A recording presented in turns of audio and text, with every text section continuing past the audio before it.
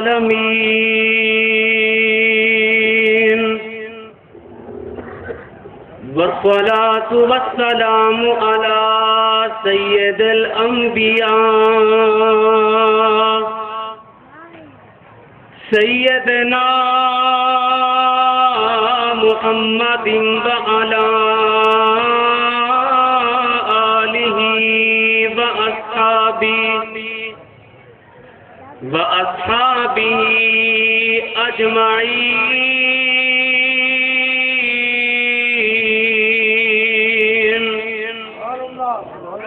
أما بعد فأعوذ بالله السميع العليم من الشيطان الرجيم.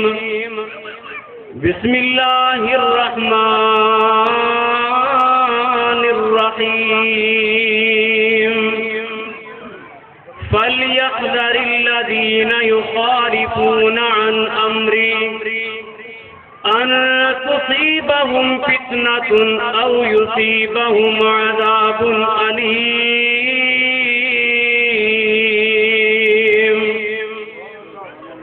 ہر قسم کی تعریف اللہ مالک العلام ذوالجلال والاکرام کی پاکیزہ درود و سلام خاتم الانبیاء سید الانبیاء سیدنا محمد رسول اللہ صلی اللہ علیہ وآلہ وسلم کی مقدس مطہر ذات مبارک کے لیے. محترم سامعین کرام، برادران اسلام، واجب الاحترام اور میرے ہم مکتب طالب علم ساتھیوں، رسول اکرم صلی اللہ علیہ وآلہ وسلم کا میدانی علاقے سے گزر ہو رہا ہے. آپ صحابہ کے ساتھ جا رہے ہیں، سواریوں پہ سوار ہیں، اور سامنے سے ایک نوجوان اونٹ پہ سوار ہے اور وہ آپ کی طرف آ رہا ہے.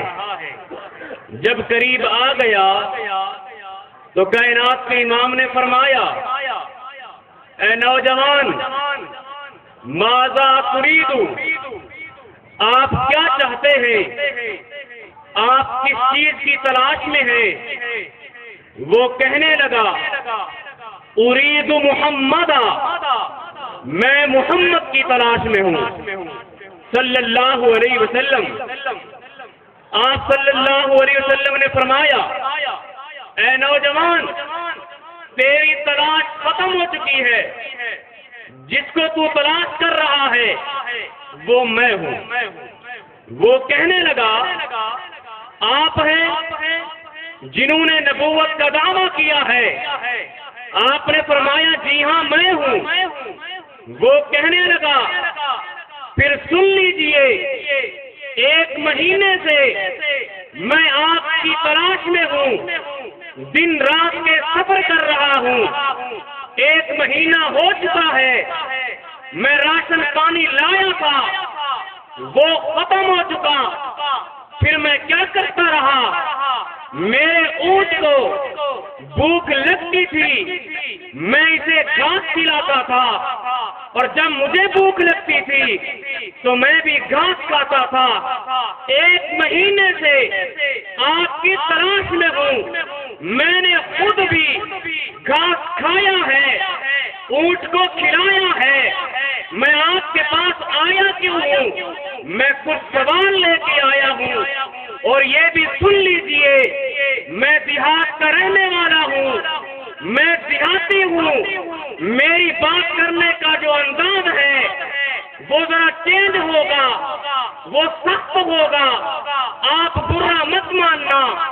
آپ نے فرمایا، اے نوجوان، سلمہ بدانا کا، آپ جو سوال کرنا چاہتے ہیں کیجئے، میں اللہ کا نبی ہوں، میں جواب دوں گا. وہ کہنے لگا، پھر سن لیجئے یہ نوجوان کیا کہتا ہے. کہنے لگا، آپ اگر اللہ کے نبی ہیں تو پھر مجھے بتائیں، کیا آپ کو اسی اللہ نے نبی بنایا ہے جس اللہ نے زمین و آسمان بنائے ہیں؟ آپ نے فرمایا جی ہاں، مجھے اسی اللہ نے نبی بنایا ہے۔ یہ سوال کرتا رہا، آپ جواب دیتے رہے، یہ اپنے اونٹ پہ سوار ہے، سواری پہ موجود ہے۔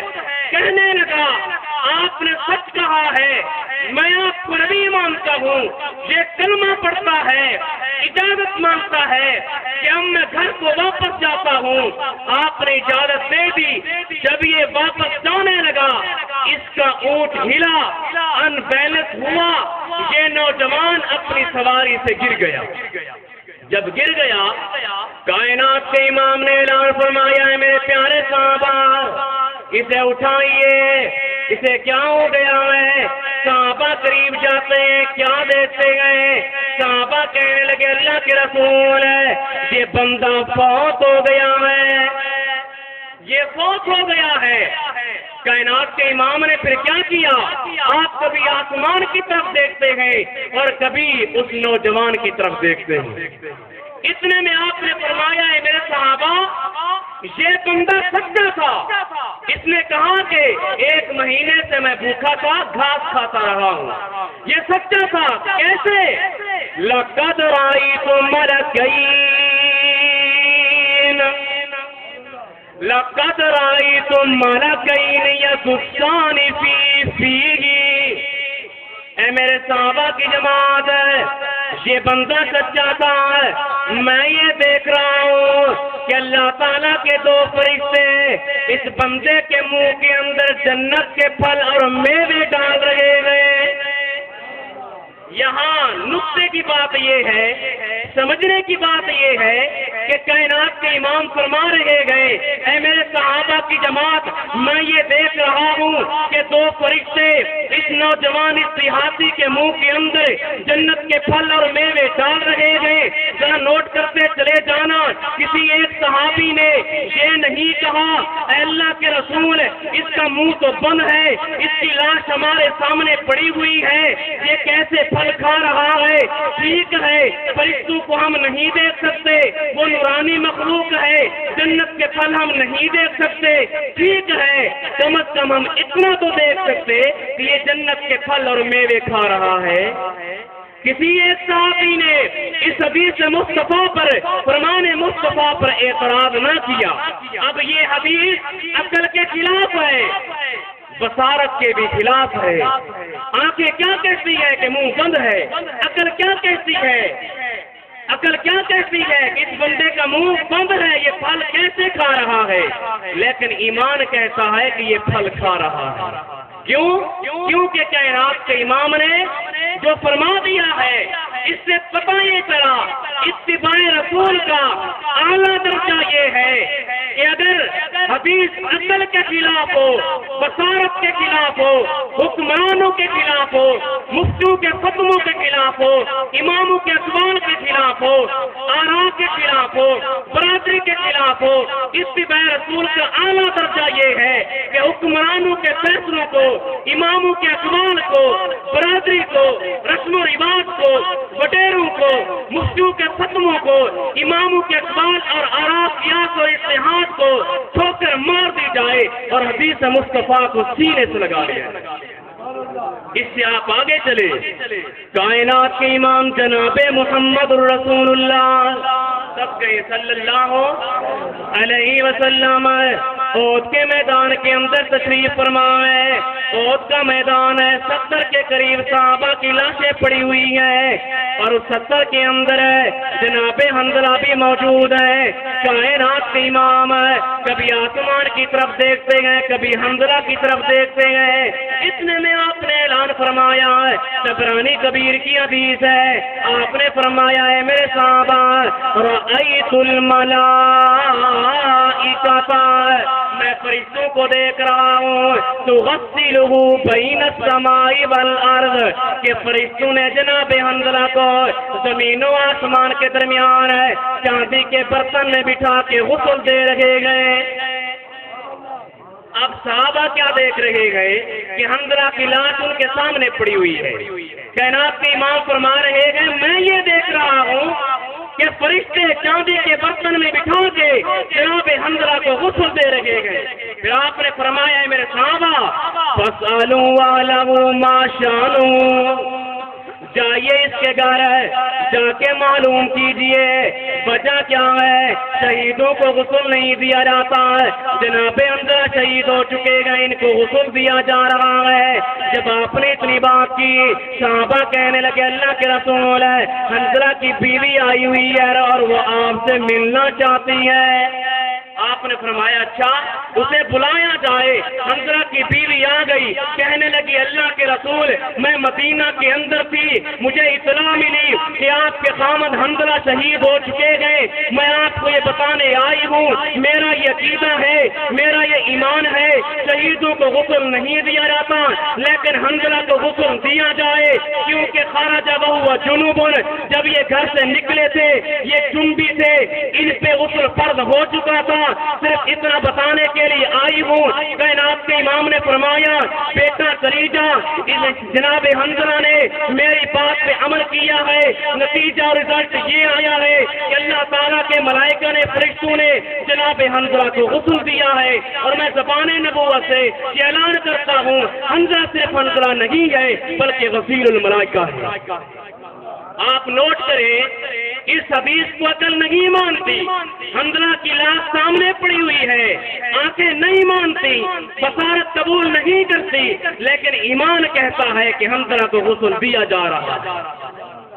یہ ہے اتباع رسول کا اعلیٰ درجہ۔ آج ہم نے کیا کیا؟ ایسے لوگ جو اپنے آپ کو محب رسول بھی کہتے گئے، ہوتا کیا ہے؟ ایک حدیث ہے اس کا انکار کیا گیا سائنس کی وجہ سے، دوسری حدیث ہے انکار کیا گیا ڈاکٹر کی وجہ سے، تیسری حدیث آپ کے سامنے رکھوں گا انکار کیا گیا حدیث کو چھوڑا گیا فلسفیوں کی وجہ سے، پانچویں حدیث کو چھوڑا گیا تقلید کی وجہ سے، چھٹی حدیث کو چھوڑا گیا اپنے مذہب کے خلاف ہونے کی وجہ سے۔ کائنات کے امام نے فرمایا جب سورج غروب ہوتا ہے دوبارہ طلوع ہونے کے لیے رب کے سامنے سجدہ کرتا ہے، دوبارہ طلوع ہونے کے لیے اجازت مانگتا ہے۔ سائنس کہتی ہے، سائنسدان کہتے گئے کہ سورج کے اندر نہ غروب ہونے کی صفت ہے نہ طلوع ہونے کی صفت ہے۔ مسلمانوں نے کیا کیا؟ حدیث کو چھوڑ دیا، سائنس کو لے لیا۔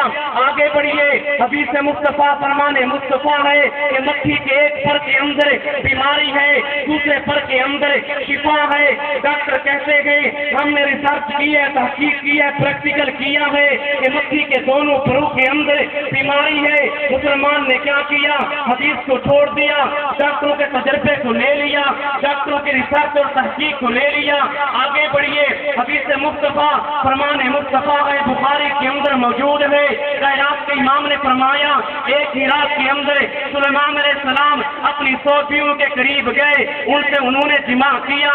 عقیل فلسفی کہتے گئے اس حدیث کو ہم نہیں مانتے کیونکہ ایک ہی بندہ اپنی 100 بیویوں کے پاس ایک ہی رات میں نہیں جا سکتا۔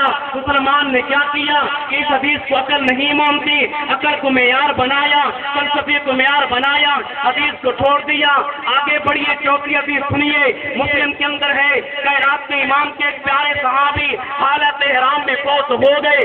آپ نے فرمایا اے میرے صحابہ اغسلوہ بماء وسدر، اسے پانی سے غسل دیا جائے، بیری کے پتوں سے غسل دیا جائے، ولا تخمروا وجہہ ولا راسہ، جس طرح حالت احرام کے اندر بندے کا چہرہ اور سر ننگا ہوتا ہے اس کا بھی ننگا رکھنا، کیونکہ کل قیامت کا دن ہوگا جب یہ بندہ اپنی قبر سے اٹھے گا ہر بندہ کہے گا ربی نفسی ربی سلم، لیکن جو بندہ حالت احرام میں فوت ہوگا جب وہ قبر سے اٹھے گا فإنہ یبعث یوم القیامت ملبیا، یہ بندہ کہے گا لبیک اللہم لبیک لا شریک لک لبیک۔ یہ حدیث مصطفیٰ آئی، فرمان مصطفیٰ آیا۔